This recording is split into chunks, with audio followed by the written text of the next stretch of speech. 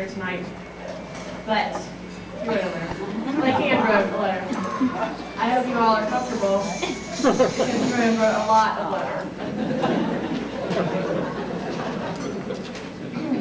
My dear friend Stephen, I know we said our goodbyes last weekend, but we're so connected with RPC that I couldn't resist being part of your sending off. I'm at a staff meeting tonight at Hamilton Mill, so I can't be with you, but I'm putting my 2 cents in anyway. Since you keep telling everyone the story of how skeptical you were of me when we first met, let me tell you what I was thinking in the beginning. My first thoughts of you were twofold. First was, wow, this guy doesn't have a clue what he's doing.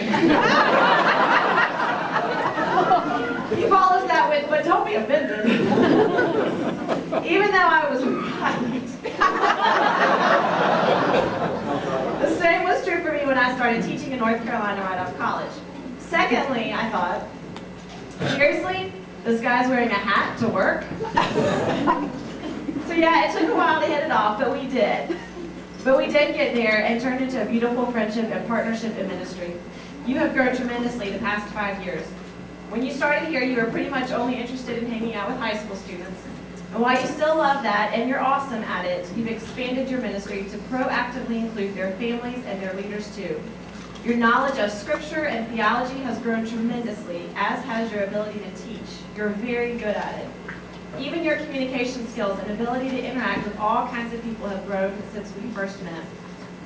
Let's not forget your leadership ability. You've become comfortable leading your team, both staff and volunteers. It's been so fun for me to watch the transformation God has worked in you. I cannot imagine the last 5 years at Rossville without you. You've become one of my best friends, and I will miss you a ton. We've walked through a lot together, supporting one another in our tough times and celebrating with one another in our joys, and praying our way through it all. God has used you in my life to help me grow closer to Him. You remind me to stop and wonder at the marvels around me and thank God for all He is and all He does. I will miss laughing with you, praying with you, playing disc golf, talking theology, planning events, and simply sharing office space. Everyone here knows that there will be a big hole left when you go. As your presence will be missed around here, so it will be in my own heart.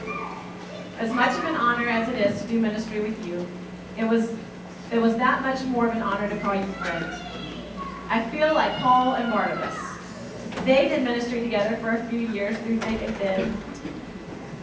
They got in an argument and did ministry in separate places. Of course, the fight does not apply here. But we did share in ministry, and now God is calling us to separate ministries. God will tremendously bless your time in the Lord. While your growth at Rossville was noteworthy, I am convinced that in this next season, God will teach you and commune with you and cause you to grow even more. As Paul once asked Timothy to bring him his scrolls, and especially his parchments, so now it is time for you to take up your scrolls and parchments, or rather your mic, your iPad, and Greek New Testament. Before I finish, let me remind you who you are and who God is. Every year on the Chattanooga mission trip, we hear James 1:27. Religion that God our Father accepts as pure and faultless is this, to look after orphans and widows in their distress, and to keep oneself from being polluted by the world. When I hear these words, I think of you. You have a gift, a natural God-given desire to look after those God sends your way. Whether it's giving $10 to a stranger in need, staying up late to talk or text a friend who needs direction, or simply listening to the guy sitting next to you when you just wanted to watch the Irish attempt to win a game. You are gifted at caring for those in distress. But that's not all. You also do a pretty good job of keeping yourself from being polluted by the world. You are a man of outstanding integrity, and you are devoted to living a life of holiness. Over the years, your example of holy living has helped me in this regard as well. This is what God has called you to, and this is who you are. But as you head to Pasadena, remember also who God is. When God required Abraham to sacrifice his son Isaac, the son of promise, Abraham knew God would somehow stay true to his word. At the last moment, because isn't that how so often God does it? The angel of the Lord stopped Abraham. God provided. That's what God does.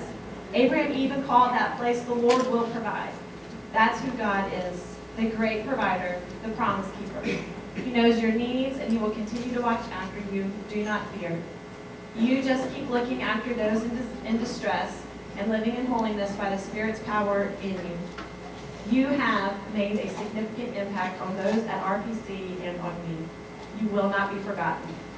I'll go ahead and plan on Skyping you from some pub on St. Patrick's Day. I love you, brother. Peace.